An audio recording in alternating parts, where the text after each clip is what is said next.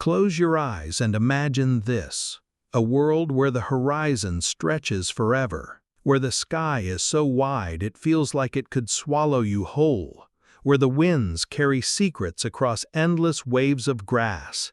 This is the steppe, harsh and beautiful, a land that raises warriors or buries the weak.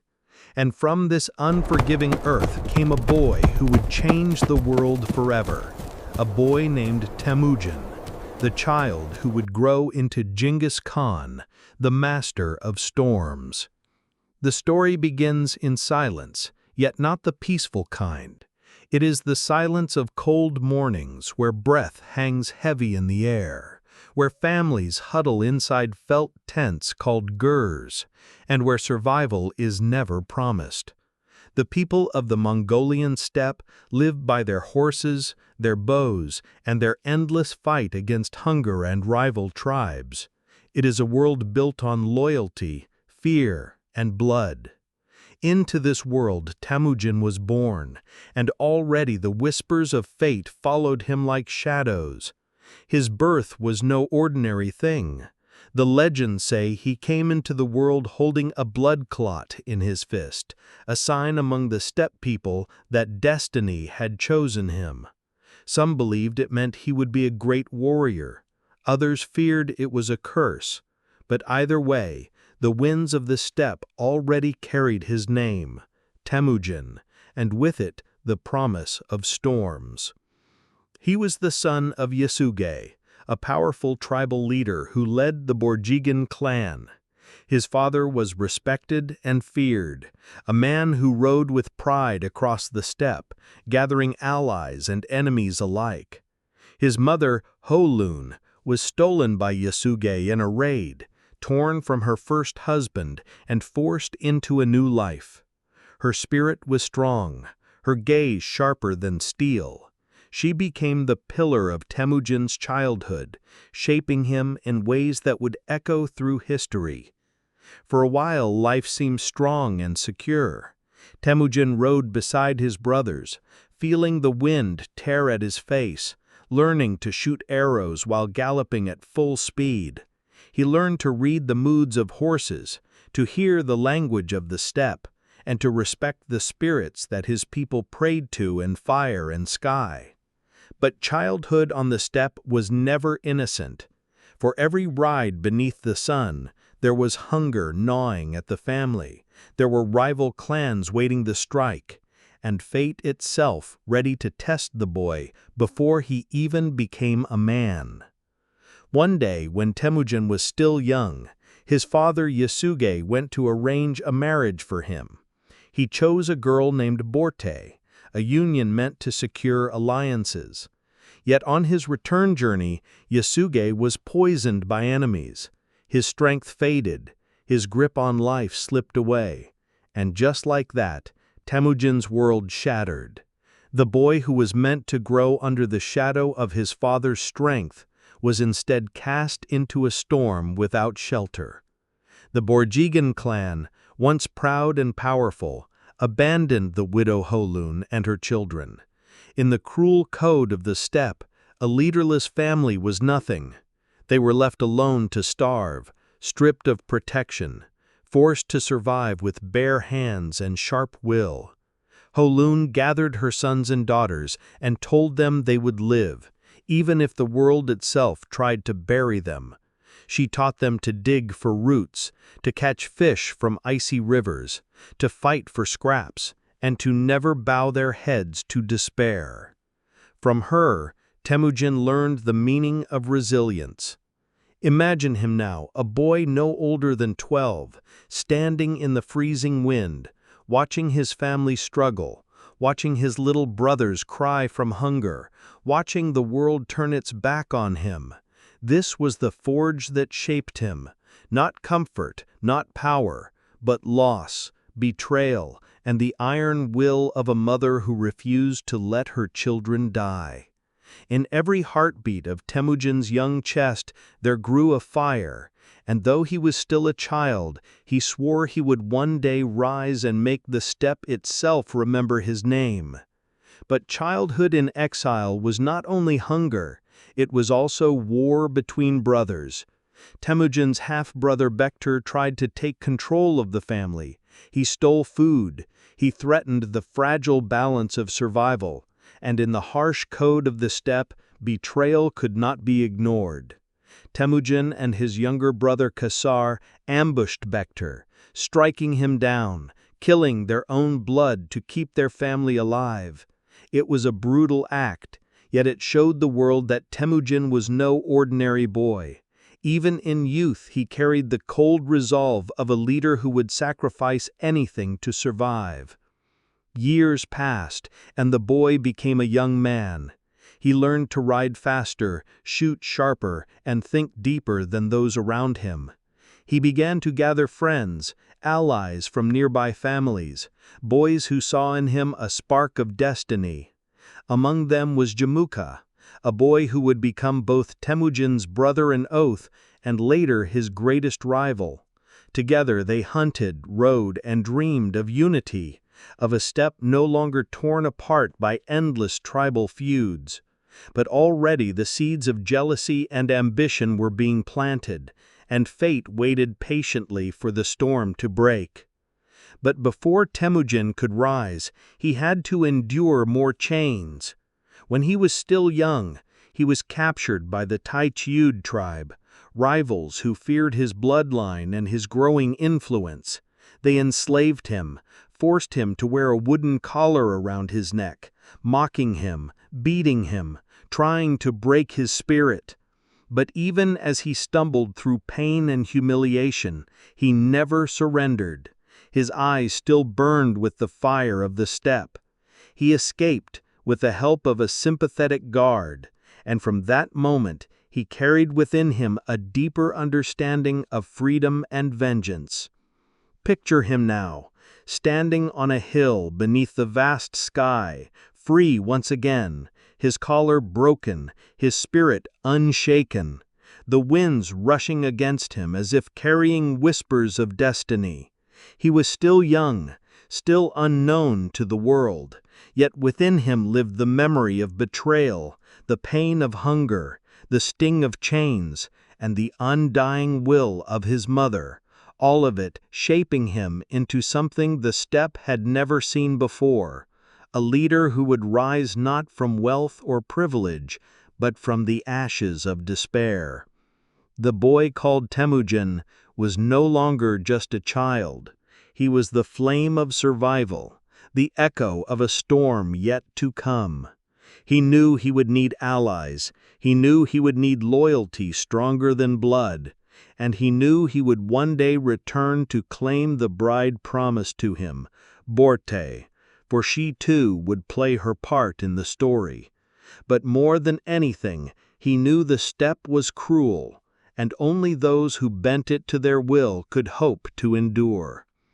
As he rode across the endless horizon, with the smell of grass and smoke in the air, with the cries of eagles circling above, he was already becoming something more. The boy who had killed his brother, the boy who had worn chains, the boy who had starved and fought and survived. This boy would not remain in the shadows of whispers. He was destined to roar across the world like thunder. And so the chapter closes on a boy standing alone beneath the eternal sky, scarred by loss, hardened by hunger, but unbroken. Temujin was no longer simply a name whispered in the steppe. He was the storm waiting to break, and when it did, no empire, no wall, no army would ever be safe again.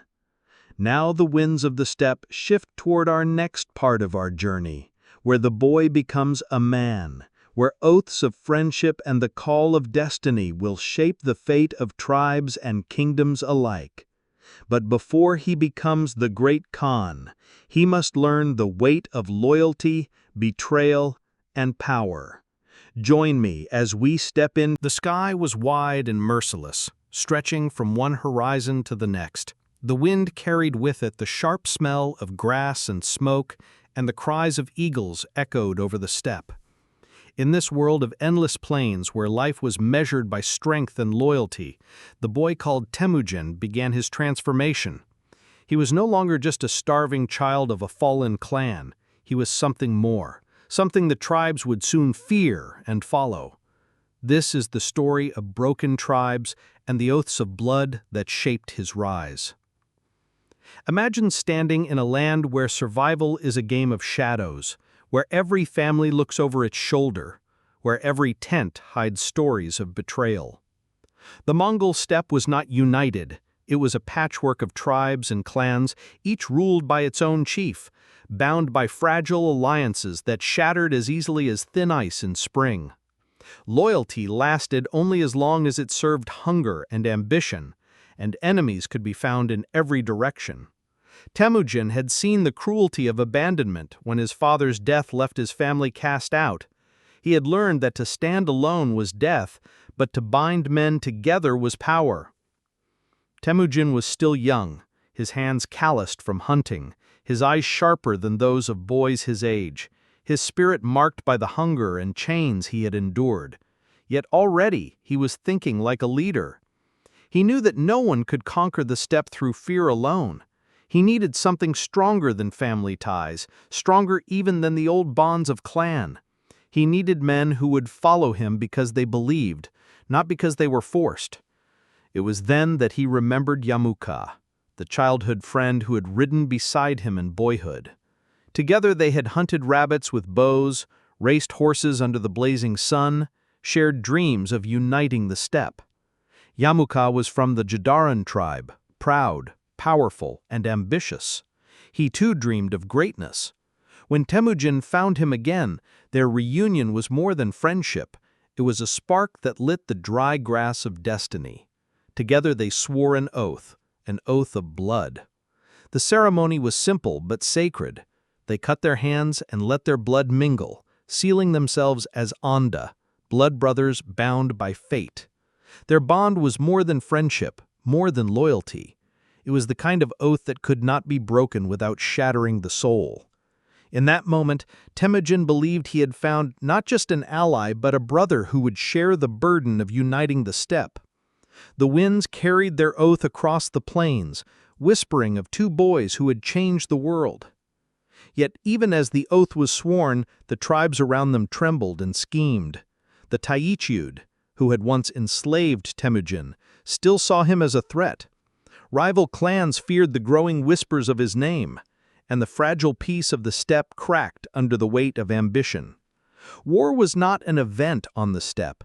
It was a season, as natural as the snows in winter and the floods in spring. Raids came like storms, sudden and violent, horses thundering through the night, arrows whistling through the air, fires rising from tents and homes. Temujin gathered men to his side, not just through fear but through promises. He offered something different. He promised that loyalty would be rewarded, that courage would matter more than bloodline. He told warriors that they would rise by merit, not by birth. In a world where old chiefs clung to power and treated followers like tools, Temujin's vision was fire. Men began to follow him, poor men, orphaned men, men who had nothing but a horse and a bow. To them he gave a place, and in return they gave him their lives. The battles of these years were fierce, small clashes at first, raids that tested his leadership. One night his camp was attacked by enemies seeking to crush him before he rose too high. Arrows flew through the dark, warriors screamed. The smell of blood mixed with the smoke of burning tents. Temujin fought like a man possessed, riding through the chaos, rallying his men, striking back with speed and fury. When the dawn came, his camp was scarred but unbroken, and his reputation grew. But unity came with a price, for Jamuka, though bound by blood oath, had his own vision. He believed in ruling through nobility, through the old order of the steppe, where aristocrats commanded and common men obeyed. Temujin believed in something else, in a meritocracy where even the humblest shepherd could rise if he was strong and loyal. These visions were seeds of division, hidden beneath the surface of their brotherhood, waiting to sprout into conflict. For now, though, they rode together, Onda brothers, sweeping across the plains, gathering followers, forging alliances. The sight of their combined forces was like a storm cloud rolling over the horizon. Hundreds of horsemen, bows at the ready, voices raised in battle cries that echoed across valleys. When they struck fast and without mercy. Tribes that resisted were shattered. Those who submitted were absorbed. Temujin's name spread further, whispered in fear and hope alike. Yet the steppe had no patience for lasting peace. Betrayal came like thunder on a clear day. Temujin returned from a raid to find his family threatened once again. His wife Borta, the woman promised to him in youth, was captured by the Merkits, an enemy tribe seeking revenge for old wounds. The pain was sharp, for Borta was more than a bride. She was the anchor of his destiny, the one who stood beside him in the storm. Temujin swore vengeance, and once more he turned to Jamukha. Together they rode in fury to rescue her, horses pounding the earth like war drums, arrows raining down, the clash of steel and cries of men filling the air. Borta was freed, but the bond between Temujin and Jamukha would never be the same again. Temujin's rise frightened many. Whispers turned to plots, alliances broke apart, and suddenly the oath of blood between the two brothers was strained. Jamukha declared himself Khan, rallying 30,000 men to his side. Temujin stood against him with only 20,000, and the steppe held its breath. For now the blood brothers would test their oaths not with words, but with war. The battle that followed was brutal, a clash of cavalry under the open sky. The ground trembling under the weight of charging horses, dust rising like smoke, arrows filling the air, warriors colliding in waves of flesh and steel. For hours the fighting raged. Temujin's smaller force fought with discipline. His men trusted him, obeyed him without question. But Jamukha's numbers were overwhelming. Temujin's army broke, many were slaughtered. And Jamukha, in a moment of cruelty that scarred the steppe, executed 70 of Temujin's captured men by boiling them alive.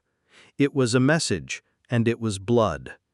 From this moment, the oath was shattered. The Onda bond dissolved in rivers of fire and pain. Temujin escaped with his life, his followers broken but not destroyed.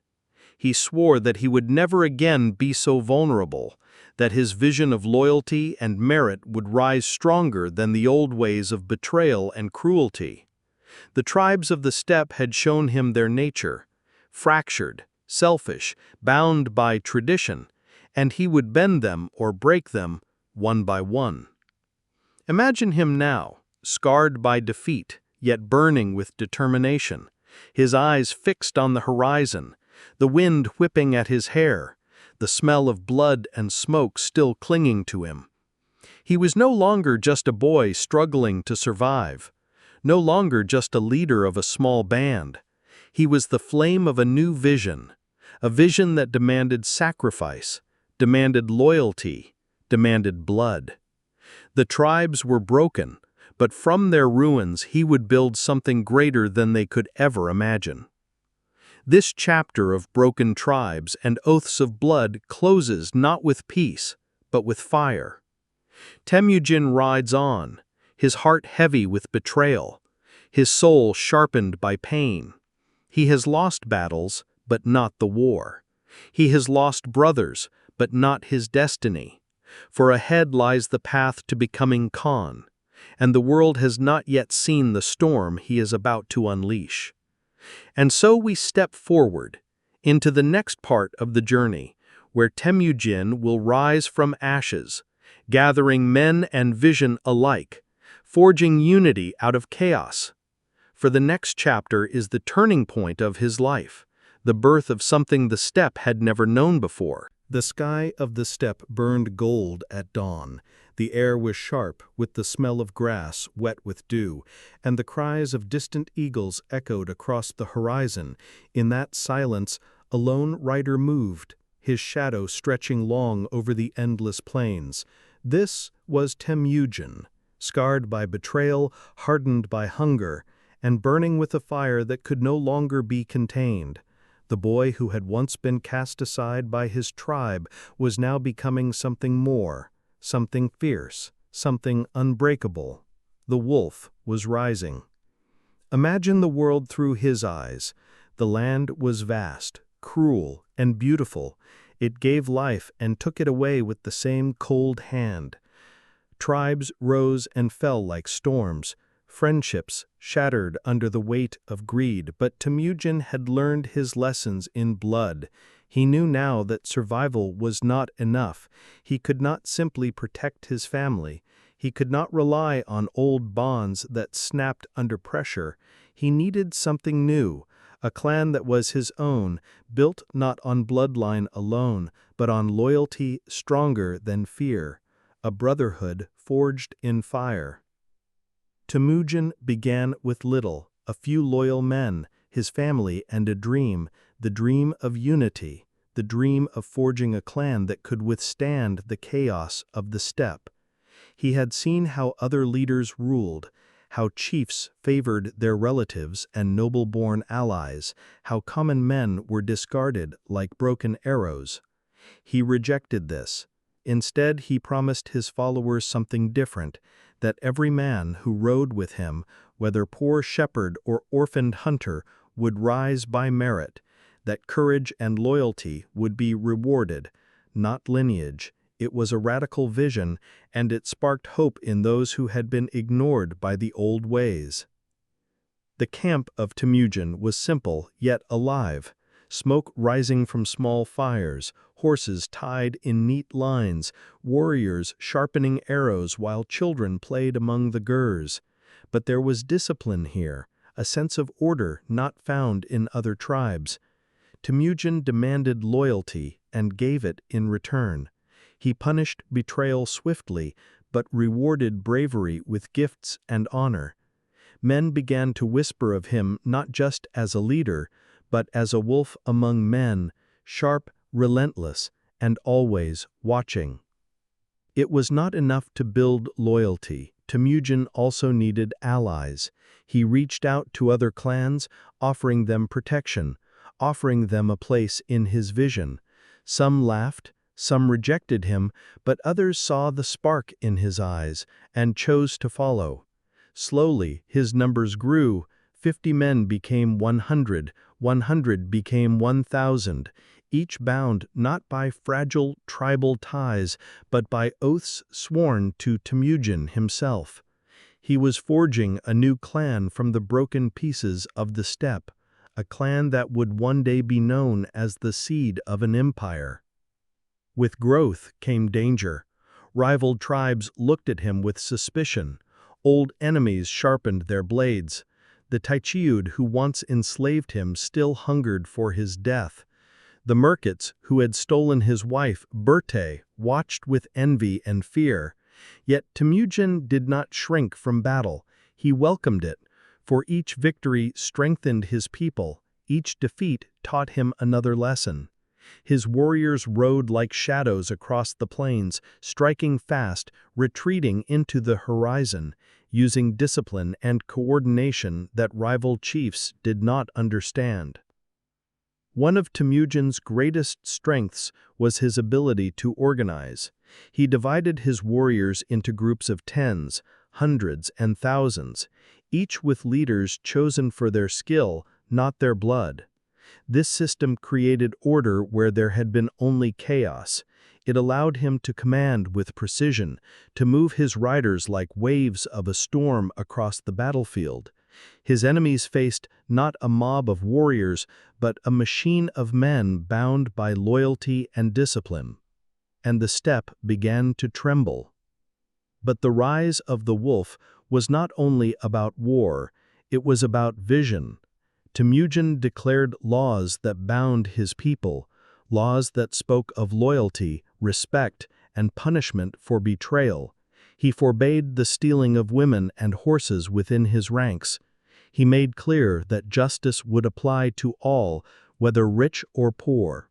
These laws were like bones within the flesh of his new clan, giving it strength and shape. His followers began to see themselves not as scattered tribes, but as part of something greater, something that gave meaning to their suffering. Imagine the nights in his camp, the fires crackling under the endless sky, warriors sharing stories, children laughing, the scent of roasted meat filling the air.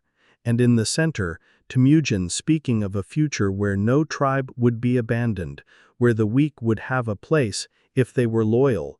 His words carried across the flames, sinking into the hearts of men. For the first time in generations, the steppe had a leader who spoke not only of power but of belonging. Yet peace was never lasting on the steppe. War drums sounded once again. Jamaica, his former bred brother, now turned enemy, still sought to crush him. The battle scars between them ran deep, and their rivalry split the land. Many tribes were forced to choose. Some joined Jamaica with his promise of noble rule. Others bent their knees to Temujin's vision of merit and discipline. The steppe was a boiling cauldron of alliances and betrayals, but Temujin was relentless. With each clash he grew stronger, his wolf clan sharper, hungrier, more united. It was in these years that Temujin began to be called Khan by his followers, not yet the great Khan of all Mongols, but Khan of his own people. It was more than a title. It was recognition that he was no longer just a survivor, no longer just a boy of whispers and broken tribes. He was a leader of destiny. Men who once doubted him now raised their voices to his name. His banners flew high against the sky, marked with horsehair and symbols of power, fluttering in the endless wind. Still, the path was not without sacrifice. Battles took lives, raids left scars, hunger returned with each harsh winter. Temujin lost men he loved, brothers in arms who had sworn loyalty and spilled blood beside him.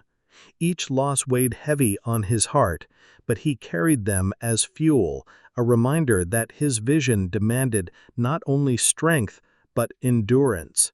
He would not break as others had broken. He would rise, for that was the way of the wolf.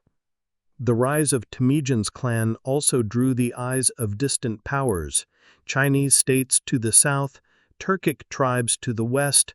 Merchants who traveled the Silk Road all began to hear whispers of a new force on the Mongolian steppe. They spoke of a leader who punished betrayal, rewarded loyalty, and rode with an army that moved like thunder across the plains. Some dismissed him as another passing storm, but others felt the chill of change, for the wolf was no longer just rising, he was preparing to leap. Imagine the moment Temujin standing upon a hill, the wind whipping his hair, the grass bending beneath the hooves of 1,000 horses, his warriors lined in perfect ranks, their bows glinting under the sun, the earth trembling beneath their weight. He could smell the smoke of distant fires, hear the whispers of enemies plotting, but within his chest there was no fear, only the steady beat of destiny. His clan was no longer just a dream, it was real, alive, and hungry. This was the birth of something the steppe had never seen, a clan not bound by fragile family ties, but by laws, discipline, and loyalty to one man. The wolf had risen, and with each passing day, his howl grew louder across the horizon. Soon the scattered tribes would either bow to his vision or be torn apart by his claws. And so this chapter ends with the wolf standing strong, no longer a boy of broken oaths, no longer a leader of shadows, but a Khan forging a new order. His clan was the spark, but ahead lay the fire, for the steppe would not yield easily. The old chiefs would not bow without blood, and Jamaica, his former brother, still waited with his armies. The greatest battles were yet to come. The winds carried the promise of war, and destiny sharpened its blade. The winds of the steppe howled like ancient voices. The grasslands stretched endless beneath a sky so wide it seemed to swallow the world. And in that vast silence a new banner rose. Black horsehair whipping against the wind, a symbol carried not by tribe or family, but by vision. This was Temujin's banner, the banner of unity, the banner that would call the scattered tribes of Mongolia to one purpose. For centuries the steppe had been broken, each tribe clawing at the other, blood spilled for scraps, trust shattered by betrayal. But now a man had come who dared to weave the fragments into one. His name was Temujin, and his howl carried like thunder across the horizon. Imagine a land where neighbors could not trust each other, where alliances lasted only a season, where betrayal was as common as the sunrise. The Mongol tribes lived this reality every day. Food was stolen, women were taken, leaders rose and fell with each raid.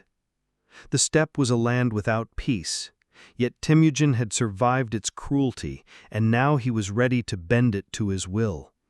He had seen how fragile blood ties were, how weak the old customs had become, and he swore that his banner would be different, not a flag of nobility, but a banner of merit, discipline, and loyalty. To build unity, Temujin began with law. He called it the yasa, a code of order that bound his followers together. No man could steal from another within the clan.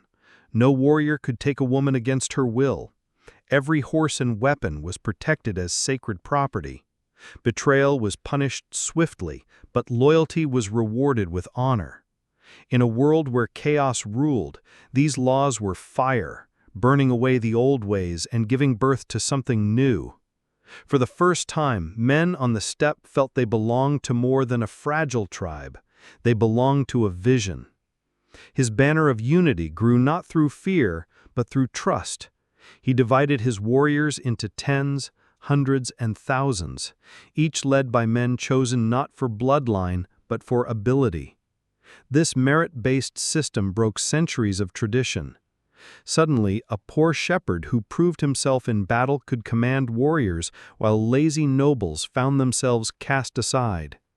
Temujin's camp became a place of fairness in a land of cruelty, and men flocked to him, one by one, tribe by tribe.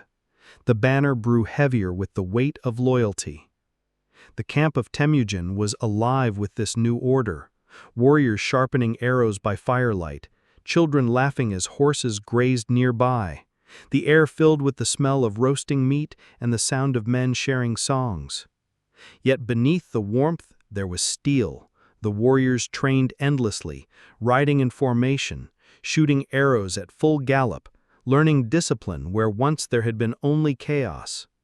Temujin's army became not just a mob of horsemen, but a living machine, and its heartbeat was unity. As his numbers swelled, the old chiefs watched with fear. Jamuka, his former blood brother turned rival, still ruled through nobility and tradition, and many aristocrats rallied to his side. But Temujin's promise of merit drew the poor and the brave, the outcasts and the hungry. Soon the steppe found itself divided, not by blood, but by vision, Jamuka's way of privilege against Temujin's banner of unity. War was inevitable. The sound of hooves thundered across the plains, the sky darkened with arrows, the cries of warriors tore through the air. Temujin's men fought with discipline, moving as one, striking like the claws of a wolf pack. Jamuka's men were more numerous, but less organized. The clash was fierce, but in battle after battle Temujin proved his strength. His banner did not fall, his vision did not break. Each victory pulled more tribes to his side. One of the most powerful tribes to join him were the Taichiad, once his captors, once his tormentors. When Temujin defeated them, he did not slaughter them.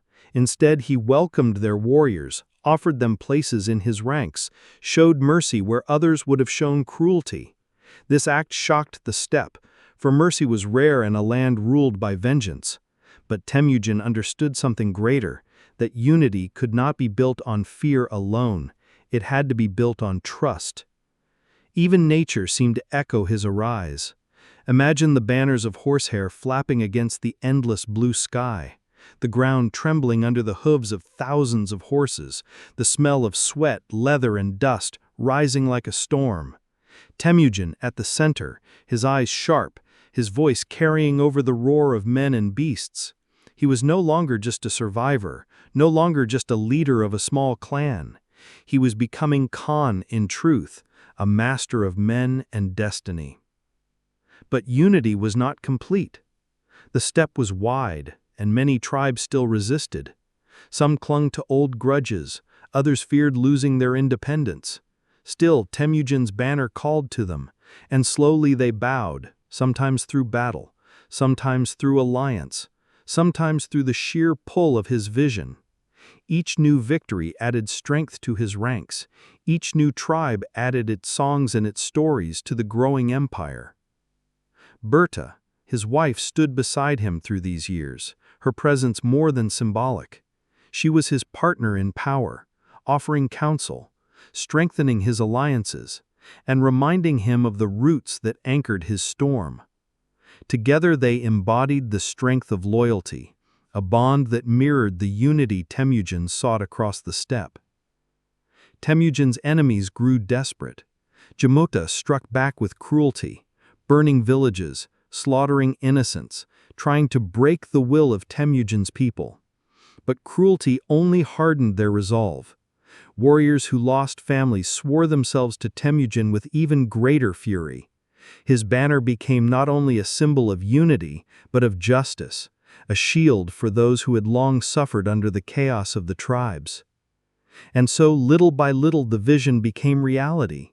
The broken steppe began to weave together. Tribes that once fought each other now rode side by side.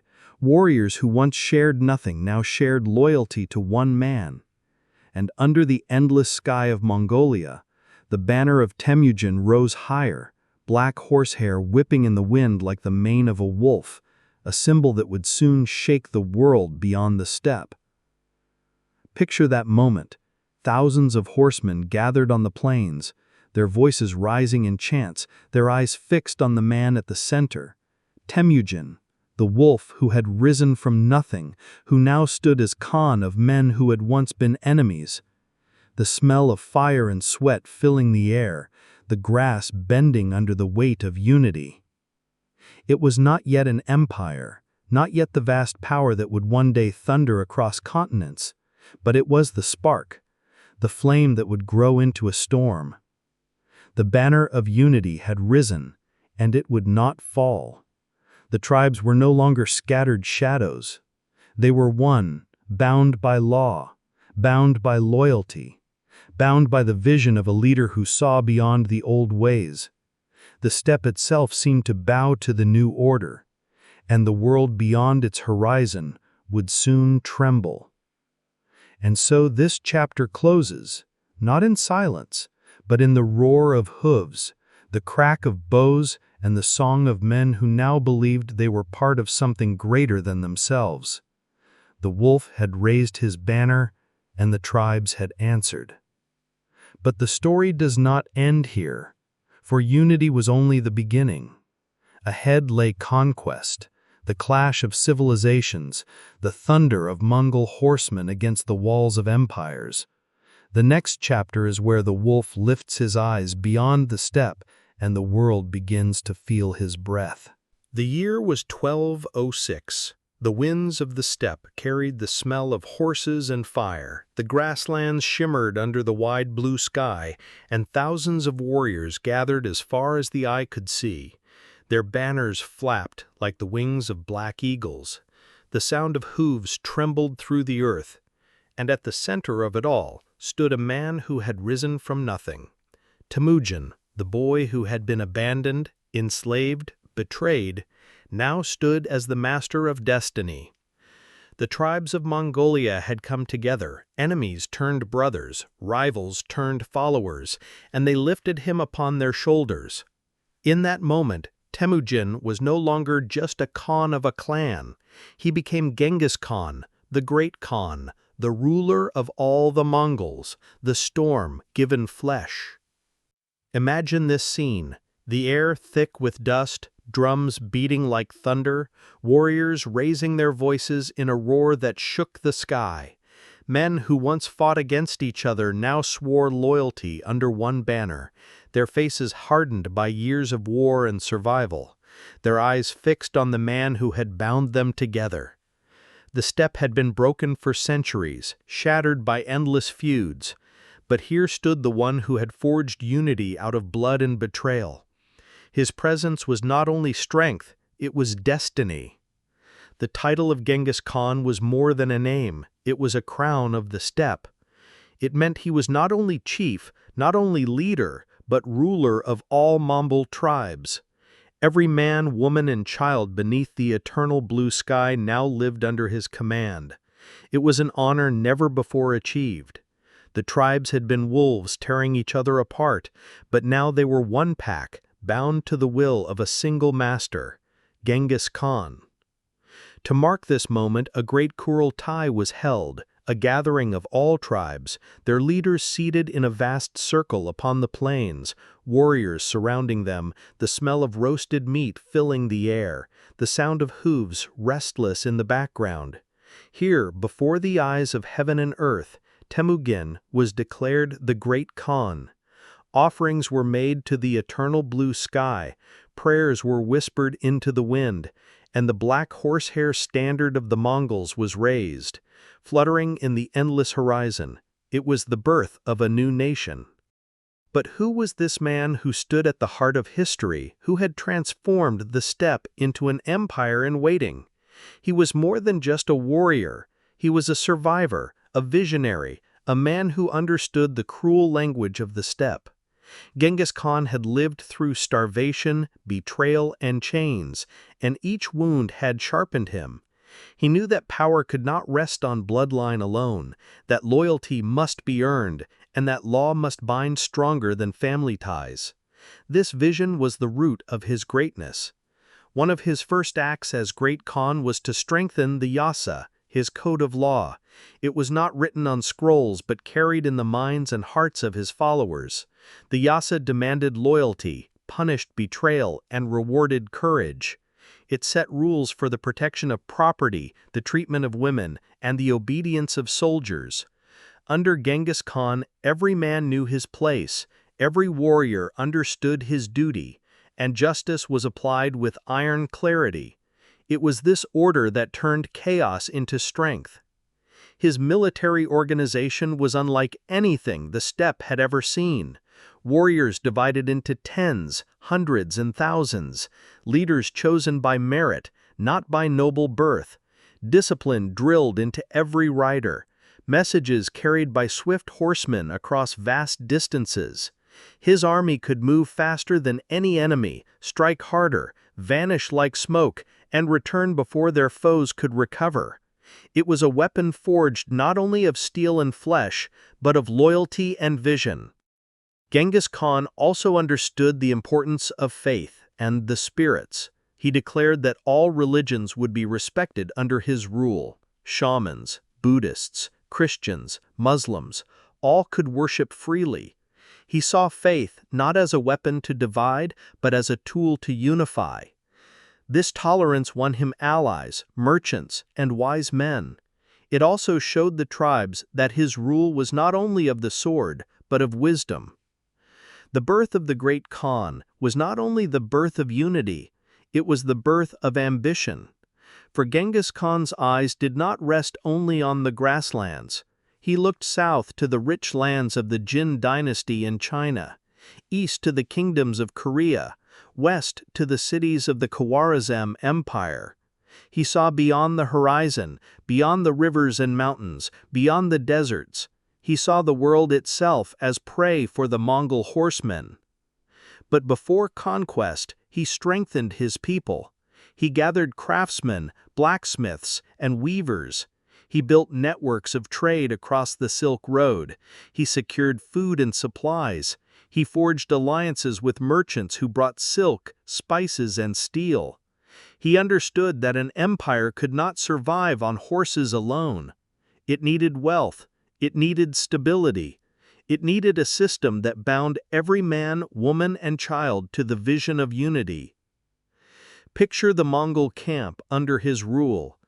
Thousands of gurs spread across the plains, smoke rising into the sky, the laughter of children mixing with the clang of blacksmiths, warriors training in tight formations, their horses snorting clouds of breath into the cold air, women weaving, elders telling stories, all under the gaze of the great Khan. It was more than a camp. It was the heart of a new nation, a nation forged not in stone walls, but in loyalty and blood. Yet, even as Genghis Khan was crowned, danger still lingered. Old rivals waited for his fall. Distant empires underestimated him, believing he was just another barbarian chieftain. They did not understand the wolf that now commanded the steppe. They did not yet know the storm that would soon thunder at their gates. But the Mongols knew. Every rider who swore loyalty to Genghis Khan felt it in their bones that they were part of something greater than themselves, part of a destiny that would echo through centuries. The birth of Genghis Khan as Great Khan was a moment of transformation, not just for him, not just for the Mongols, but for the world. It marked the beginning of the largest empire the earth would ever see. An empire born not of walls or cities, but of riders, bows, and vision. The grasslands that had once devoured tribes now gave birth to a power that would shake continents. Imagine standing on that plain, feeling the earth tremble beneath thousands of hooves, smelling the sweat of horses, the smoke of fires, hearing the roar of warriors chanting one name, Genghis Khan, the Great Khan, the master of the eternal blue sky. In that moment, history itself seemed to bow. The world held its breath, for the wolf had risen, and his banner would soon fly far beyond the steppes. And so this chapter closes with a roar, with a man lifted above his people, crowned not with jewels, but with loyalty, with unity, with destiny. Genghis Khan had been born, not as a child, not as a survivor, but as the Great Khan, the master of the Mongols, the ruler of the steppe, the storm that would sweep across the world. But this was only the beginning, for the wolf who now ruled the steppe would soon unleash his riders beyond it. The next chapter of this story is written in blood and fire, as Mongol horsemen thunder against empires, tearing down walls, burning cities, and reshaping history itself. The sky was endless, stretching in every direction, painted with the colors of dawn. The wind raced across the steppe, carrying the cry of eagles and the pounding of hooves. And in that moment, the earth itself seemed to tremble, for the horsemen of the eternal sky were riding, thousands of warriors bound to one man, Genghis Khan. Their silhouettes stretched across the horizon like a tide of shadows, and their power was like thunder, rolling from one end of the world to the other. The age of scattered tribes was gone. Now the world would learn the fearsome truth. The Mongols had become a storm. Imagine the sight, an army that moved with the speed of the wind. Warriors dressed in leather armor hardened by boiling, helmets gleaming beneath the sun, bows strung tight, quivers heavy with arrows. Each man carried a sword curved like the crescent moon. Their horses, small but fierce, trained to run across rocky slopes, deserts, and frozen plains. Every rider had several mounts, switching them to preserve their strength. This was not just an army, it was a living machine of flesh and steel. It could travel farther and faster than any force on earth, and wherever it rode, fear followed. The Mongols were not the strongest in muscle, nor the most heavily armed, but they had something greater: discipline and skill. Each warrior was trained from childhood, learning to ride before he could walk, learning to shoot arrows from horseback with deadly precision, even at full gallop. Imagine a line of riders releasing arrows in unison, the air filled with a storm of shafts, whistling death from the sky. Their enemies often never saw the riders up close before their ranks collapsed under the rain of arrows. But it was not only the bow that made them terrifying, it was their cunning. Genghis Khan's horsemen perfected the art of feigned retreat. They would charge fiercely, then suddenly turn and flee, drawing their enemies into pursuit. The enemy would think victory was at hand, but it was a trap. Once drawn out and broken in formation, the Mongols would wheel around and unleash another storm of arrows, surrounding their foes, cutting them down from every side. Entire armies fell into this deadly game, their pride blinding them, their strength turned against them. Every sense was tested in these battles. The sight of black banners whipping in the wind, the smell of dust and sweat rising from thousands of hooves, the taste of fear sharp in the mouths of enemy soldiers, the sound of thunderous drums signaling orders, the feel of the ground trembling as wave after wave of riders swept forward. The Mongols were not merely fighting, they were consuming, devouring entire nations with speed and fire. The eternal blue sky, the god of the Mongols, was their witness. They believed they were chosen, that Genghis Khan was its messenger. They rode not only for conquest, but for destiny. Each arrow they loosed, each city they burned, was done under the gaze of heaven. To resist them was to resist fate itself, and in this faith they found strength, unshakable and terrifying. Under Genghis Khan, the horsemen became more than warriors. They were scouts, spies, and messengers. His system of relay stations stretched across the steppe, allowing messages to travel hundreds of miles in days. Orders spread like lightning, armies moved with precision. No empire of stone walls could match this living network. The Mongols could vanish into the horizon, then appear weeks later on the other side of an empire, striking where no one expected. But the horsemen were not only destroyers, they were also builders. Genghis Khan demanded discipline not just in battle, but in conduct. Looting was controlled, supplies were gathered with efficiency, craftsmen and scholars were spared, taken into Mongol service. Knowledge spread with the riders as swiftly as fear. Chinese engineers built siege machines for them. Muslim scholars mapped the stars for them. Traders carried silk and spices along their routes. Wherever the horsemen went, they carried not only war, but connection, a brutal weaving of the world. Imagine a city preparing for siege, its walls tall and proud, its rulers confident. Then on the horizon, the dust rises, banners of horsehair cutting the sky, the pounding of hooves like the drums of fate. The Mongols arrive not with reckless charges, but with precision. They circle the city, cut off supplies, unleash catapults built by captured engineers. Fireballs hurl through the night sky. The screams of defenders echo as the walls tremble. Inside, the people know. Resistance is hopeless. Outside, the horsemen wait, patiently, for they have learned that time itself is a weapon. The Mongols had no love for stone walls, yet they mastered the art of destroying them. Genghis Khan was not a man of arrogance. He listened to wisdom wherever he found it. Chinese siegecraft, Persian engineering, Arab medicine, all were folded into his empire. His horsemen became a force not of one culture, but of many, united under discipline. Their strength lay in adaptation, learning, evolving, striking harder each time. The horsemen of the eternal sky lived a hard life. Their jurs carried with them, their food simple, dried meat and fermented mare's milk, their nights cold and filled with stars. But in this hardship they found strength, their endurance unmatched, their will unbroken. They could ride for days without fire, eat little, sleep less, and still fight with fury.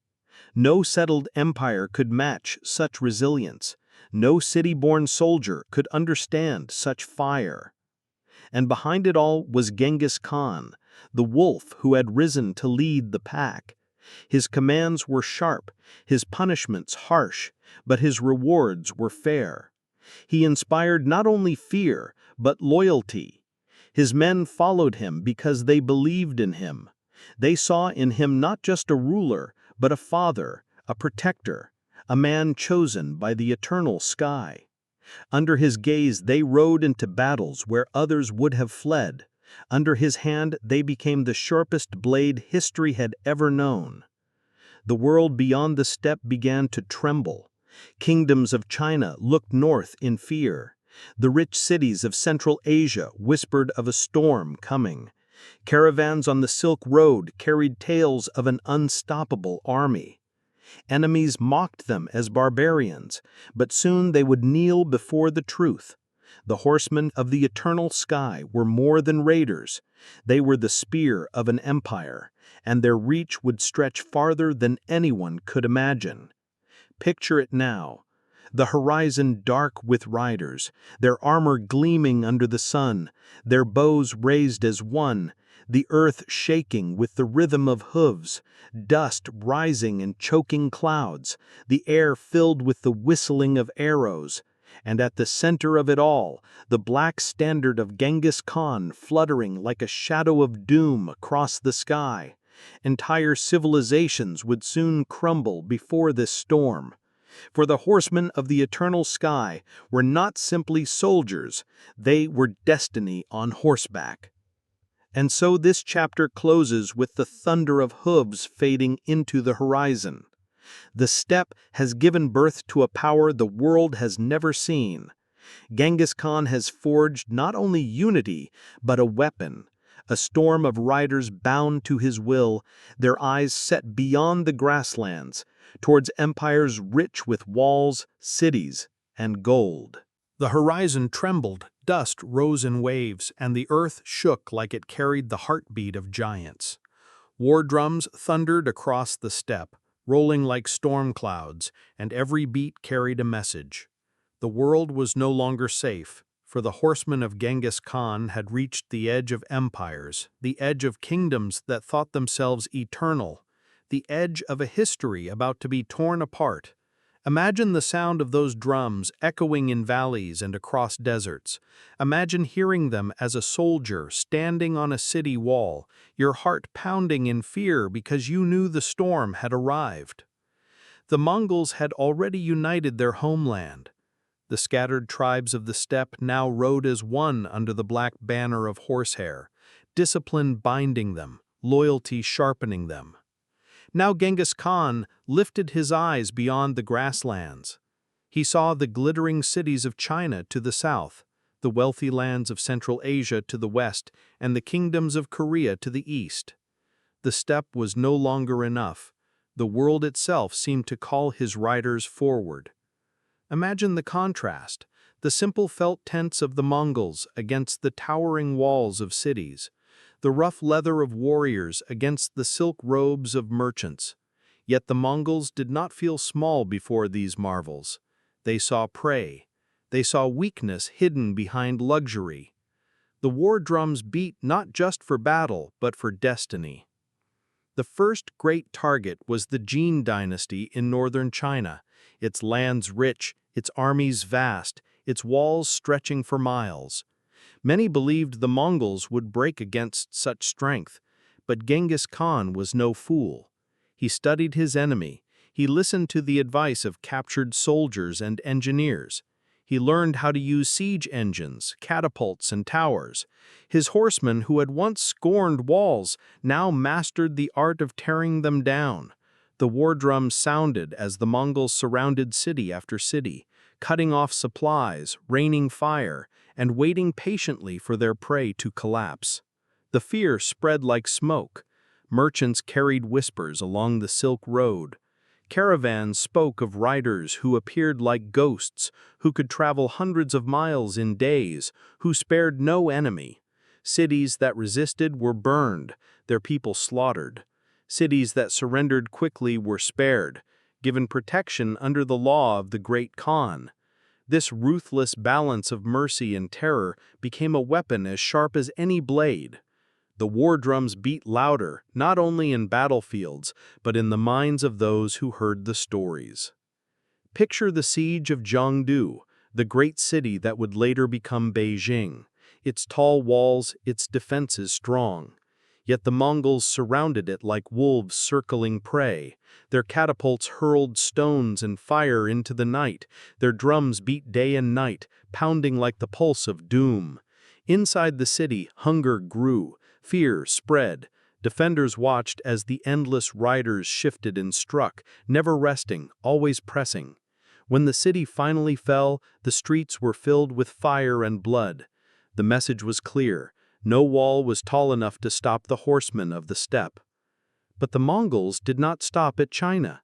Their eyes turned west, across deserts and mountains, toward the Khwarezm Empire. A kingdom rich in trade, its cities glittering with wealth, its rulers confident in their power. At first, Genghis Khan sent merchants, seeking trade, seeking alliance. But arrogance met him. The Khwarezm Shah killed his envoys, an insult that no Mongol could forgive. The war drums thundered again, louder than ever, this time not for conquest alone, but for vengeance. The invasion of Khwarezm was like a storm tearing through the earth. Mongol armies split into columns, crossing deserts thought impossible to survive, attacking cities from directions no one expected. Their speed was terrifying, their discipline unmatched. Samarkand, Bukhara, and other great cities fell one after another. Imagine standing in the streets as thousands of hooves shook the ground, banners darkened the sky, and the drums rolled like thunder. The Mongols did not just defeat armies, they destroyed them, wiping entire forces from existence. The stories of these campaigns spread far. A Persian historian once wrote of Genghis Khan's army, saying, "They came, they uprooted, they burned, and they vanished like shadows." People began to believe the Mongols were not men, but a plague sent from heaven, unstoppable, unmerciful.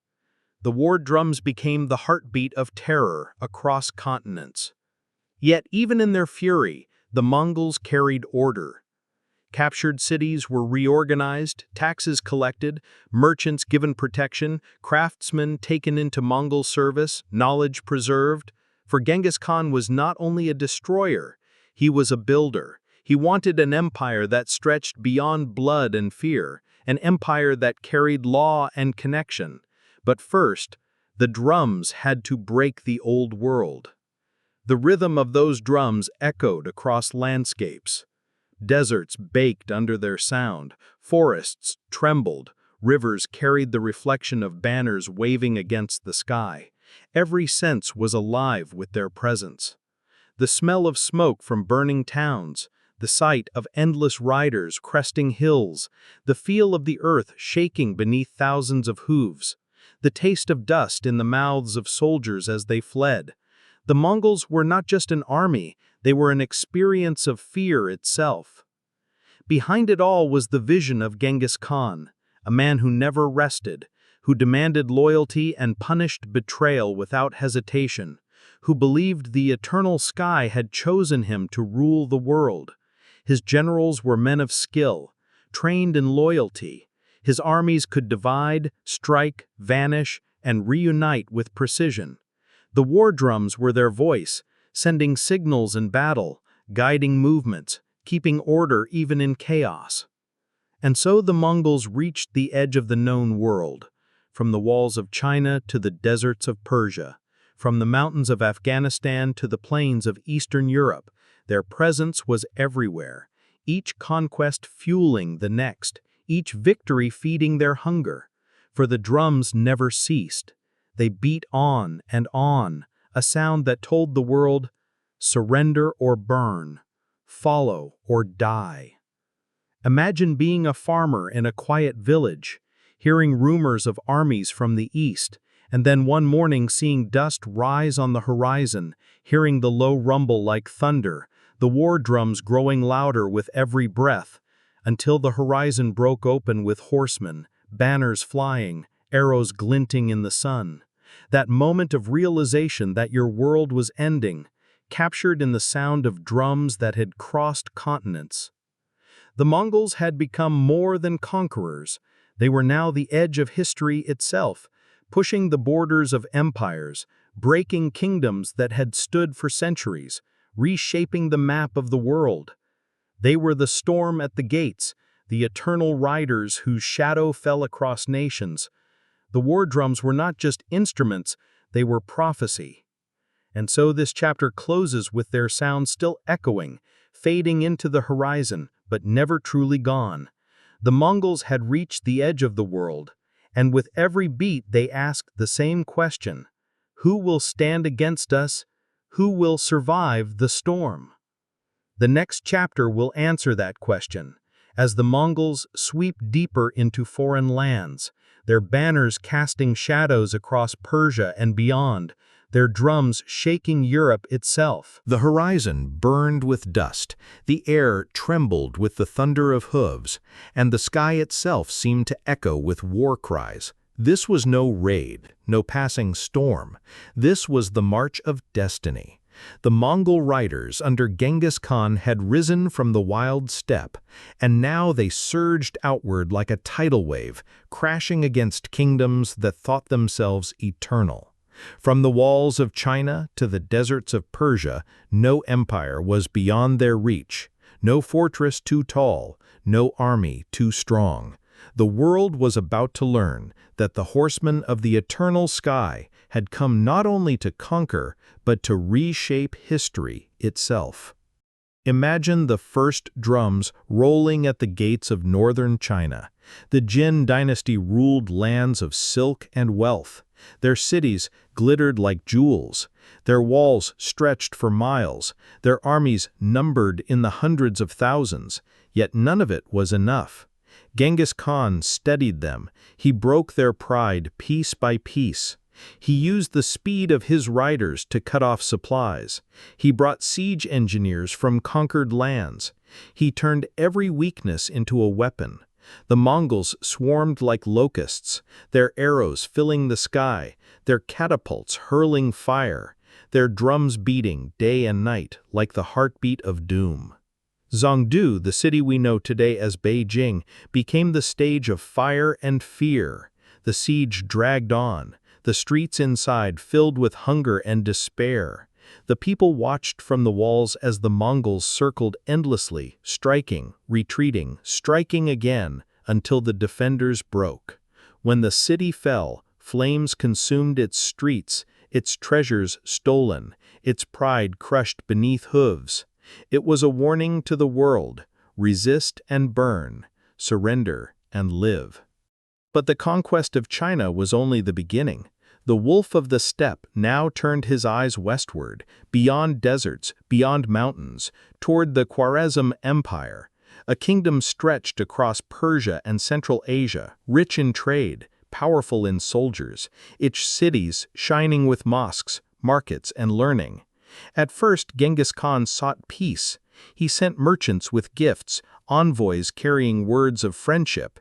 He wanted the Silk Roads open, trade flowing, prosperity shared. But arrogance poisoned the meeting. The Khwarezm Shah murdered the Mongol envoys, an insult that cut deeper than any blade. The wrath that followed was like nothing the world had ever seen. The war drums sounded again, louder and sharper. This time they carried not only conquest, but vengeance.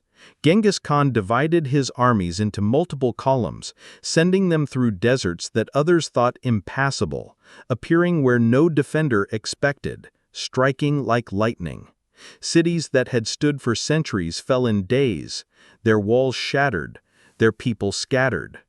Bukhara was the first jewel to fall, its tall minarets watching helplessly as the Mongols rode in. The people gathered in the great mosque, trembling. When Genghis Khan entered, he stood before them and declared, "I am the punishment of heaven. If you had not committed great sins, heaven would not have sent a punishment like me." His words carried like fire. His riders looted the city, yet its craftsmen and scholars were spared, taken east to serve the growing empire. The message was clear: resistance brought ruin, surrender brought survival.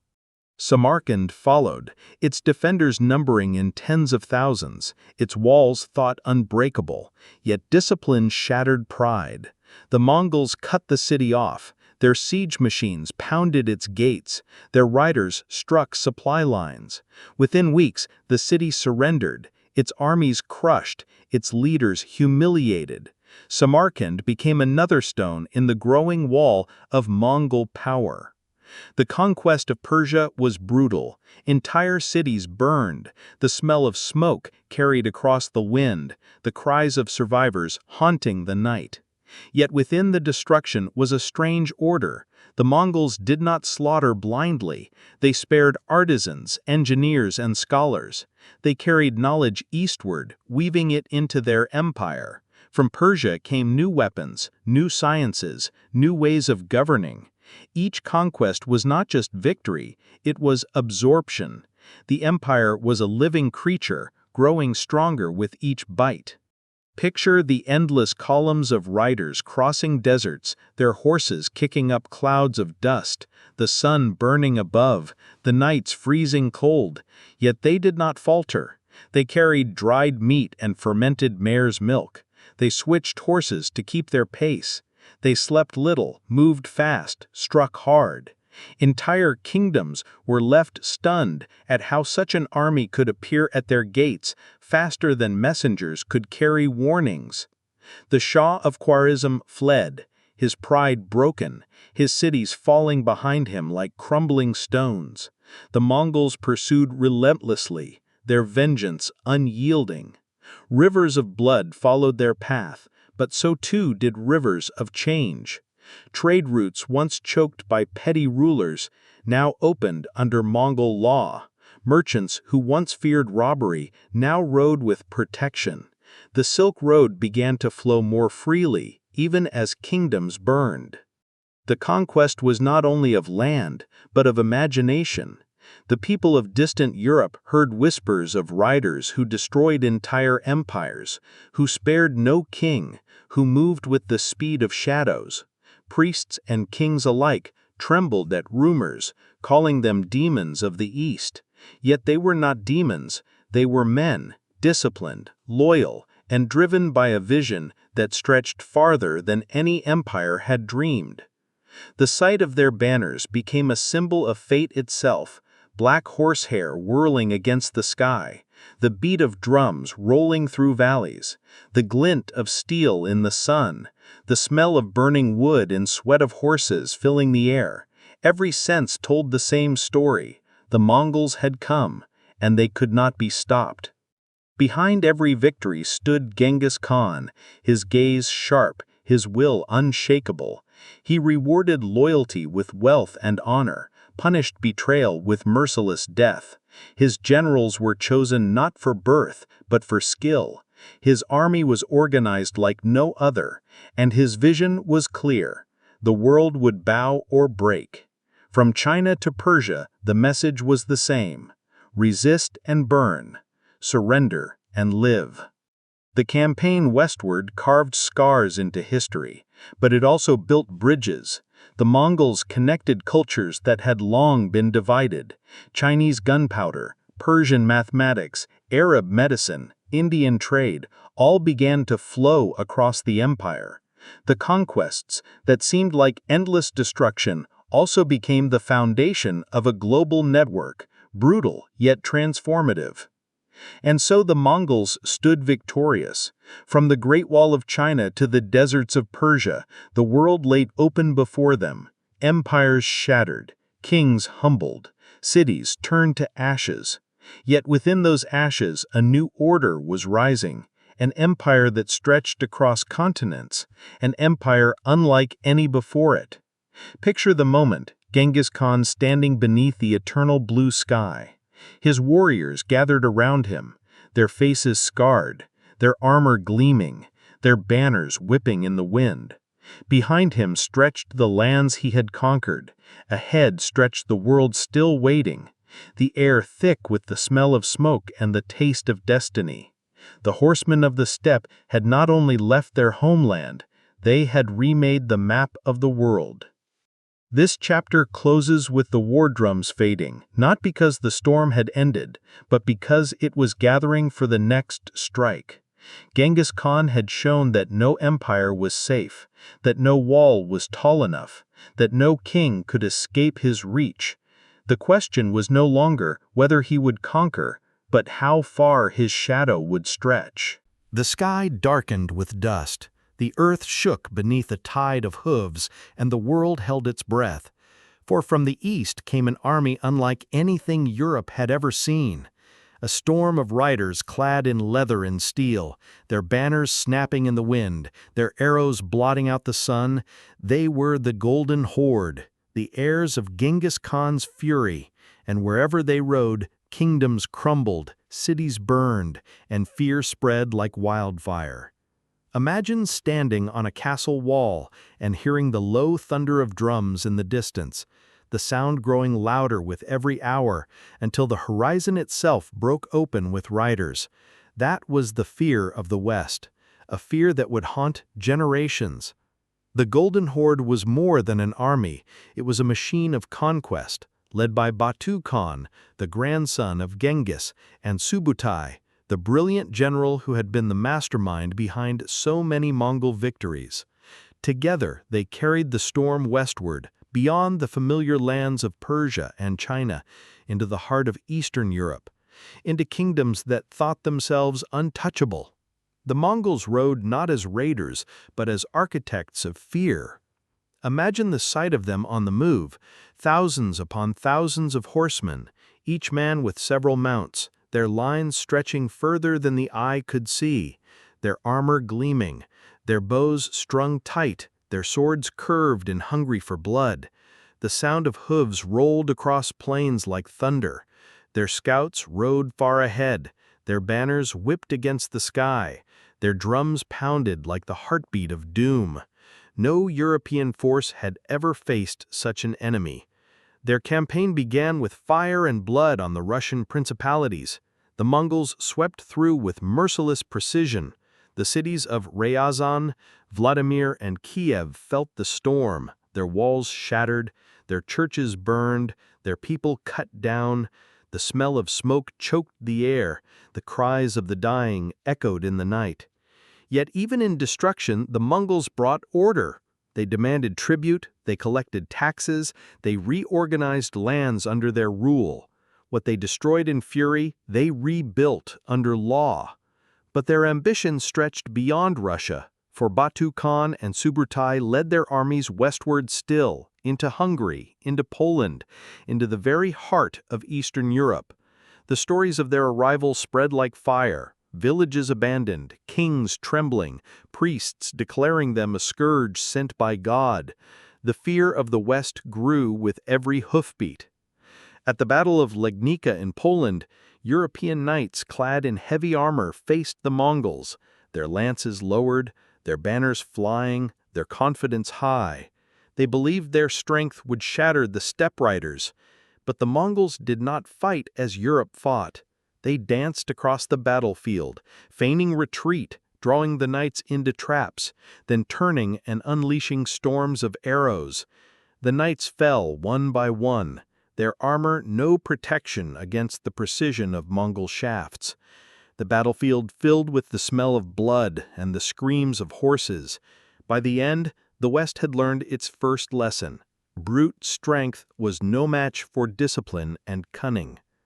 At the same time, another Mongol army struck Hungary. Subutai, a master strategist, led them across rivers and mountains, his riders moving faster than messengers could carry warnings. The Hungarian king raised a massive army, tens of thousands of soldiers, knights, and infantry. But at the Battle of Mohi in 1241, the Mongols crushed them. Their catapults hurled stones, their horsemen encircled the enemy, their arrows fell like rain. The screams of the dying carried into the night. Hungary burned and Europe trembled. The fear spread far beyond the battlefields. In castles and cities across France and Germany, people whispered of the Mongols, calling them demons of the East. Stories painted them as monsters who drank blood, who devoured nations whole. Even the Pope in Rome heard of them. Letters carried desperate pleas, asking for prayers, for answers, for salvation. The Mongols were not just an army, they had become a nightmare, a shadow stretching across Europe. Yet, just as Europe prepared for total collapse, the storm paused. In 1242, the drums fell silent. Batu Khan withdrew his armies, returning east. The reason was simple. The great Khan Ogede had died, and the princes of Genghis's line were called back to decide the succession. The kingdoms of Europe were spared not by victory, but by chance. History itself trembled on a knife's edge, for had the Mongols pressed further, the map of Europe might have been forever changed. Still, the shadow of the Golden Horde did not vanish. They established dominion over the Russian lands, demanding tribute for generations. Their presence shaped the politics, the economies, and the cultures of Eastern Europe. Even as the years passed, the fear of their return lingered. Every distant thunder of hooves, every rumor of riders in the east, brought back the memory of fire and blood. Imagine living in a small village, hearing the old stories told by firelight, of riders who appeared from the horizon like ghosts, who burned cities in a single night, who left only silence and ash behind. That memory became part of European identity, shaping the way nations prepared for war, shaping the way kings feared the East. The Golden Horde was not just an army, it was a legend of terror. The Mongols who ruled the western part of the empire blended with the lands they conquered. Turkic tribes, Russian principalities, and steppe nomads came under their control. Tribute flowed into their coffers, trade stretched across their territory. They became not only warriors, but rulers. Their camps turned into cities, their tents replaced by palaces. Yet the memory of their thunderous arrival, the drums that once shook Europe, remained. The sight of their black banners still haunted the imagination. The feel of the earth shaking beneath thousands of hooves, the sound of arrows whistling like deadly rain, the smell of smoke rising from towns consumed by fire, all of it etched into history as deeply as scars. The Golden Horde was not just an army of conquest. It was a symbol of the fragility of kingdoms, a reminder that even the strongest walls could fall, even the proudest kings could kneel. Behind it all was the vision of Genghis Khan. Though he was gone, his legacy lived on in his descendants, in the generals who carried his strategies, in the discipline of the horsemen. His dream of an empire that stretched across the horizon had not died.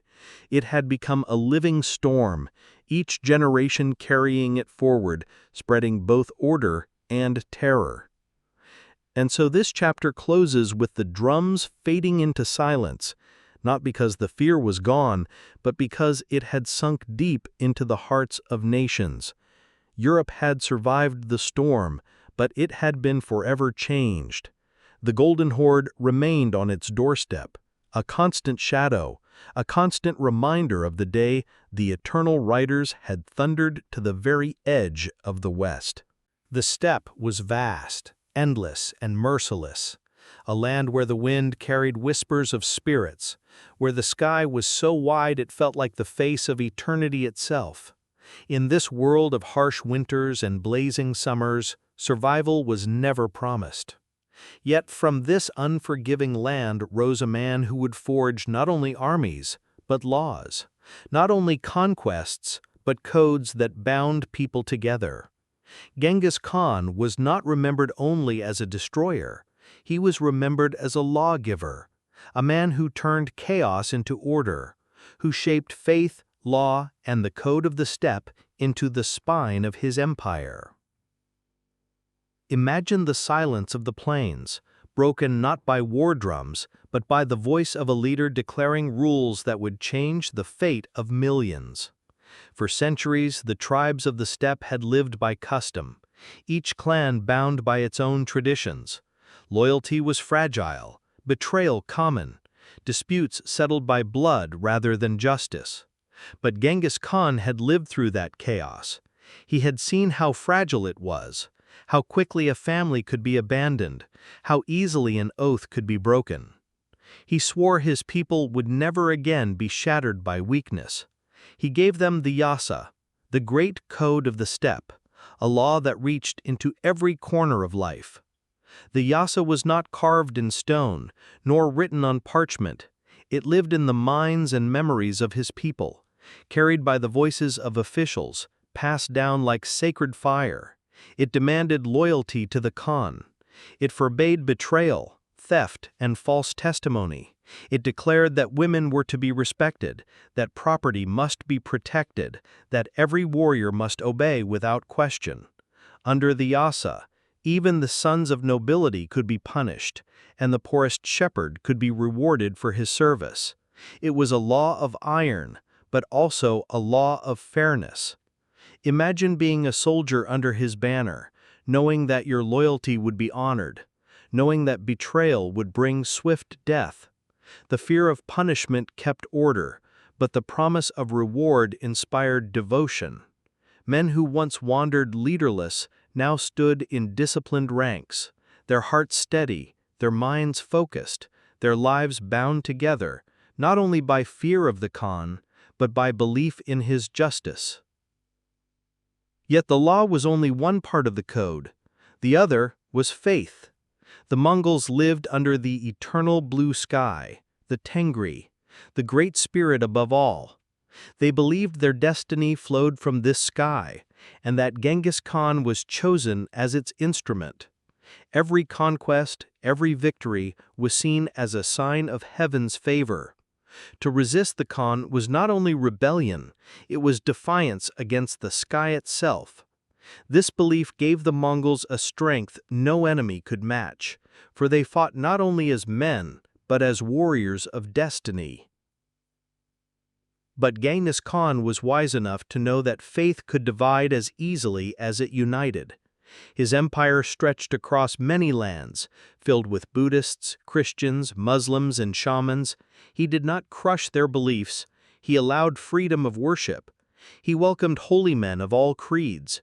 He gave them protection and respect. He understood that faith was powerful, but it was not his enemy. It was a tool for unity. Picture his court, a great tent filled with voices, Buddhist monks chanting, Muslim scholars debating, Christian priests offering prayers, shamans whispering to spirits, all under the gaze of the great Khan. It was a sight unheard of in his time. In an age when most rulers demanded one faith, he offered many, and by doing so, he kept his empire from tearing itself apart. The code of the steppe was not only spiritual or legal, it was practical. It reached into war, trade, and daily life. The Yasa declared that every man must serve in the army. Every family must contribute to the strength of the nation. It ordered that messages be carried swiftly through a system of relay stations. A rider could change horses and cover hundreds of miles in days. News of rebellions, commands from the Khan, and reports of victory spread like lightning. This law of communication bound his empire tighter than any chain. The laws also touched on trade. Merchants who once feared bandits now found protection under the Khan's rule. Caravans moved safely across deserts and mountains. The Silk Road thrived. Wealth flowed into the empire, and with it knowledge. Genghis Khan understood that an empire built only on conquest would die, but an empire built on law and order would live. The punishments of the Yasa were harsh. Theft could mean death, betrayal meant execution. Disobedience on the battlefield meant swift and public punishment. Yet these harsh laws gave birth to loyalty. Men obeyed not only out of fear but out of belief. They knew the Khan's justice was equal. It did not bend for nobles. It did not ignore the weak. It struck true. The people of the steppe began to feel something new, a sense of belonging. Once they had been scattered tribes, now they were part of something greater. They were subjects of the great Khan, bound together under his code, protected by his justice, lifted by his vision. Imagine standing under his banner, the black hairstyle standard whipping in the wind, knowing that you were no longer just a wanderer on the plains. You were part of an empire. Faith and law together created something more powerful than armies. They created unity. When the Mongols rode into foreign lands, their enemies expected only savagery. But what they found was order. Messengers sent with terms of surrender, promises of protection if they submitted, threats of destruction if they resisted. This balance of mercy and terror was law and action. The choice was always given: surrender and live, resist and die. The code of the steppe also reached into family and inheritance. It ordered that the wives and children of a fallen warrior be cared for, that widows were not to be abandoned, that the empire's wealth was to be divided fairly among heirs. It was a structure of order in a world of chaos. Genghis Khan had lived through betrayal, hunger, and abandonment. He swore no family under his banner would suffer the same fate. The code extended even to animals. Horses, sheep, and camels were protected as the lifeblood of the people. Killing another man's animal without reason was a crime, for on the steppe, to lose a horse could mean to lose life itself. Genghis Khan knew that survival was built not only on men, but on the creatures that carried them. The laws reflected this truth. Through faith, law, and the yasa, the empire grew strong. The Mongols were no longer just warriors. They were rulers, merchants, families, priests, and scholars, all woven together under one vision, one code, one eternal sky. Imagine the transformation. The same writers who once lived in scattered tribes now carried law across continents. The same men who once fought over scraps now traded across empires. The same warriors who once burned cities now rebuilt them, filled them with order, opened them to trade. It was not a world of peace, but it was a world reshaped. And behind it all stood Genghis Khan, not only a conqueror, but a lawgiver, a man who had forged the steppe into something greater than itself. His faith gave his warriors strength, his law gave his empire order, his code gave his people belonging. Together, these became the foundation of the largest empire the world had ever seen. And so this chapter closes not with the thunder of hooves, but with the steady beat of justice. The image of a black banner whipping in the wind, not only as a symbol of war, but as a symbol of law, order, and faith. The Mongol Empire was not built on destruction alone. It was built on rules that gave it shape, on beliefs that gave it meaning. The sky was heavy with silence. The winds of the steppe carried no laughter, no thunder of hooves, only the whisper of fate, for the greatest conqueror the world had ever known was taking his final ride. Genghis Khan, the man who had risen from exile and betrayal, the man who had forged tribes into a nation and nations into an empire, now faced the one enemy no sword could defeat: time. Imagine the sight. The great Khan riding across the horizon one last time, his banner of black horsehair whipping in the wind, his eyes still sharp, his heart still fierce, yet his body weary. The wolf of the steppe was approaching the end of his hunt. From the beginning, his life had been war and survival, betrayal by tribes, the chains of captivity, the endless struggle to feed his family. All had shaped him into a leader who bent the world to his will, and for decades he had carried fire across continents, from the walls of China to the deserts of Persia, from the forests of Russia to the gates of Europe. Entire civilizations had bowed before him, kingdoms had burned, empires had crumbled. His very name carried fear, and yet now the story shifted from conquest to legacy. The year was 1227, and the Khan was deep in campaign. He had turned his fury against the Tangut kingdom, who had defied him, resisting his demands for warriors in tribute. Though age had crept upon him, though wounds scarred his body, he would not forgive betrayal. He gathered his armies once more, the earth trembling as riders thundered across the plains, the smell of dust and sweat thick in the air, banners snapping against the sky, the drums beating like the pulse of destiny. But beneath the roar of his armies, whispers spread. The Khan was not well. Some said he had fallen from his horse, others whispered of sickness.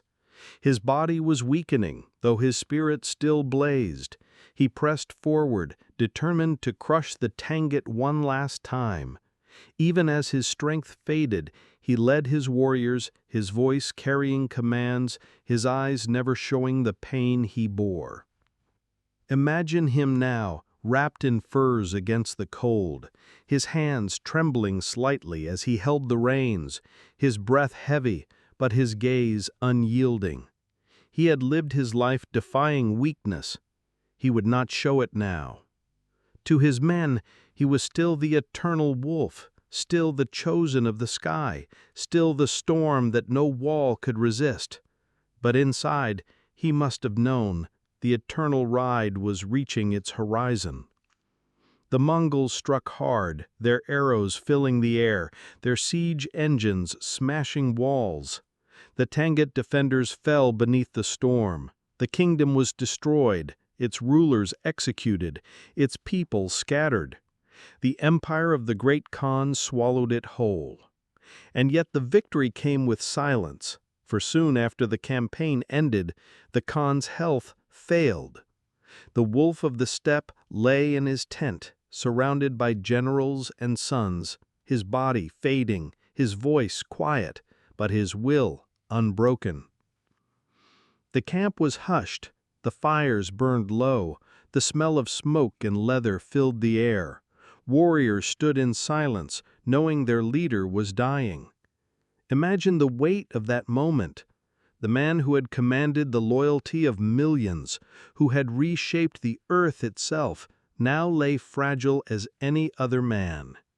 The eternal blue sky above him, the destiny he had served all his life, waiting to take him back. Genghis Khan spoke of unity. He commanded his sons and generals to hold fast to the empire he had built, to remain loyal, to continue his vision. He warned them against betrayal, against division, for he knew the storm he had unleashed could just as easily collapse, if not bound by discipline. His words were not only commands, they were the final laws of a man who had lived and breathed for the survival of his people. And then, in the year 1227, Genghis Khan, born Temujin of the Borjigin clan, the boy once abandoned, the man once enslaved, the conqueror of empires, breathed his last. His death was kept secret at first. His generals feared that the news would weaken the army, so they spread silence across the steppe, carrying his body back toward Mongolia in secrecy. Legends say that every living thing along the path was killed to preserve the secret, rivers diverted, graves hidden. No one knows the true resting place of the great Khan. His tomb lost to history, swallowed by the steppe, as if the eternal sky itself had claimed him. The death of Genghis Khan was not the end of the empire, but it was the end of an age. The wolf of the steppe was gone, but his howl still echoed. In the armies that carried his banner, in the laws that bound his people, in the fear that spread across continents at the sound of approaching hooves, his legacy lived in blood, in fire, in memory. Imagine standing under the endless sky of Mongolia, the wind cold against your face, the grass bending like waves, the silence heavy. Somewhere beneath that land lies the man who once shook the world. No monument marks his grave, no city bears his body. His legacy is not stone, It is the empire he left behind, the stories told by firelight, the maps forever changed. The final ride of the great Khan was not of conquest, but of return, return to the eternal sky, return to the whispers of the steppe, return to the destiny that had carried him from birth to death. He left behind sons and grandsons who would carry the storm forward, but none would match the fire of the one who began it. None would shape the world so deeply. The story of Genghis Khan is not only about battles, not only about blood, it is about vision, about a boy who refused to die in exile, a man who refused to bow to fate, a leader who demanded loyalty, gave justice, and carried his people farther than they ever dreamed. His life was the roar of hooves, the crack of arrows, the blaze of fire. His death was silence, but a silence that spoke louder than any war drum.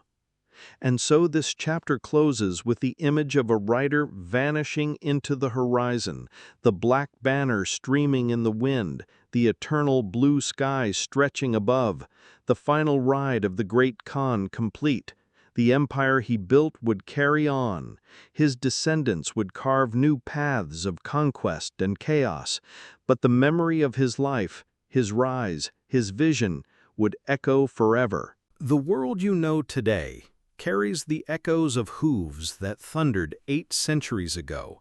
The maps we follow, the trade routes that connect continents, even the stories we tell of power and empire, all of it still carries the shadow of one man, Genghis Khan, his name whispered with fear and awe, his empire stretching farther than Rome, farther than Alexander, farther than any conqueror before or after.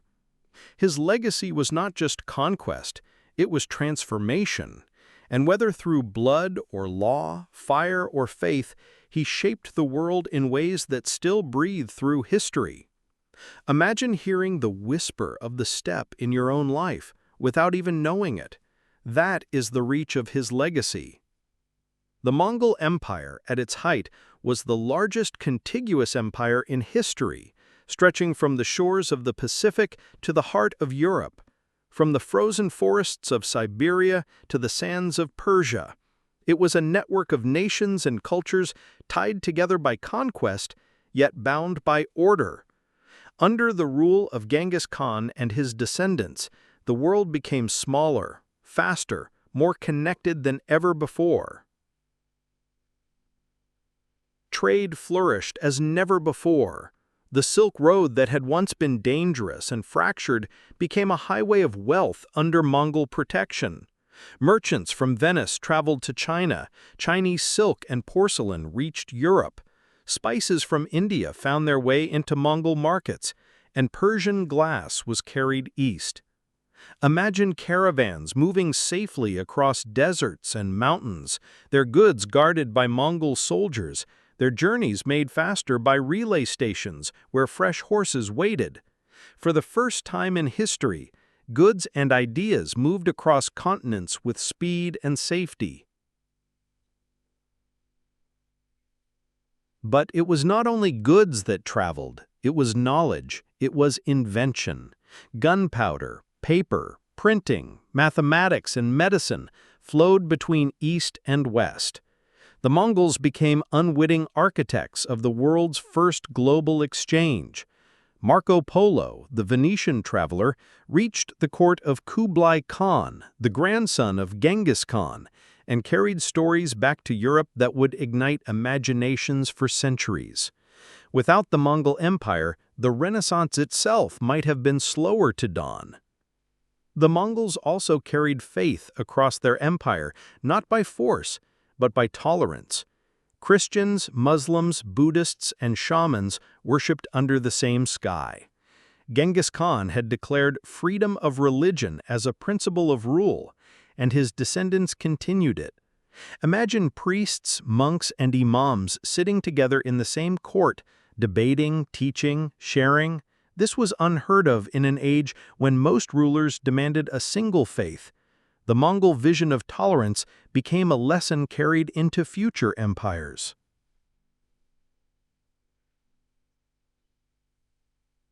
Yet the legacy was not only light, it was shadow as well. Entire cities were destroyed in the Mongol storm. Millions perished in the path of their conquest. From Chengdu to Nishapur to Baghdad, the smell of smoke and blood followed their banners.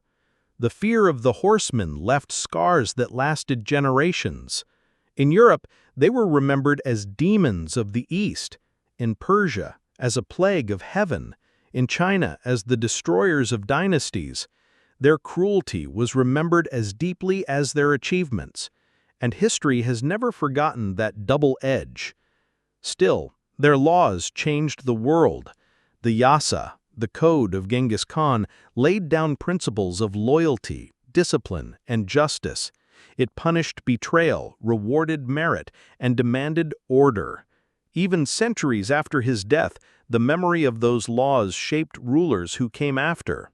In Russia, Mongol rule influenced the rise of Moscow, teaching princes the art of tribute and centralized control. In China, Kublai Khan's dynasty left foundations that would later be carried into the Ming.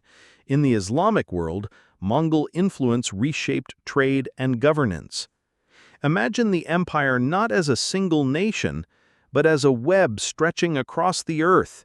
Horses galloping with messages, merchants walking with goods, monks carrying sacred texts, artisans spreading their craft. It was not peaceful. It was born in fire, but from that fire came connection.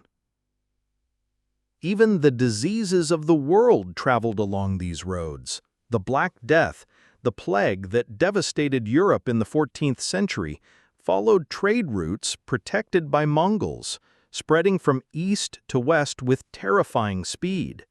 Millions perished, kingdoms weakened, and yet this too was part of the legacy, the reminder that connection brings both prosperity and peril. The Golden Horde in Russia, the Yuan dynasty in China, the Ilkhanate in Persia, and the Chagatai Khanate in Central Asia all carried the blood of Genghis Khan. His empire fractured, but his vision remained in each fragment.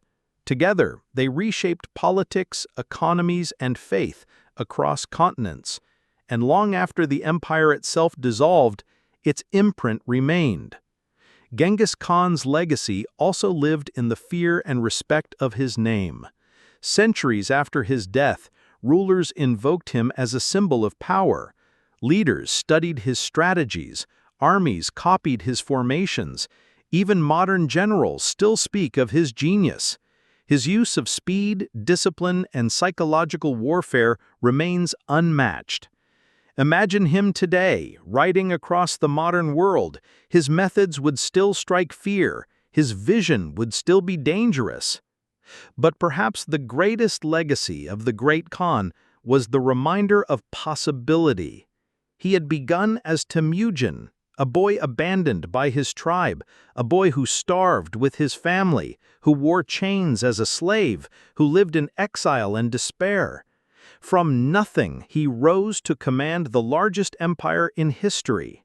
His life became proof that destiny is not born of comfort, but of struggle, not given but taken. His story is the story of a man who refused to bow. Picture standing on the Mongolian steppe today, the wind cold against your face, the grass rolling in waves, the sky stretching endlessly above. Somewhere beneath that earth lies the hidden grave of Genghis Khan, lost to history, untouched by monuments. No stone marks his rest, yet his true monument is the world he shaped, the maps he redrew, the cultures he connected, the fears he inspired, the laws he carved into memory. His legacy is still alive, in every story of ambition, in every empire that rose after him, in every road that connects east and west. His name is a reminder that one life, one vision, can shake the earth itself. And so this chapter closes not with the thunder of hooves, but with silence, the silence of history carrying echoes, the silence of a world forever changed. The wolf of the steppe had passed, but his howl still lingers in the connections we share, in the fears we remember, in the lessons we still study.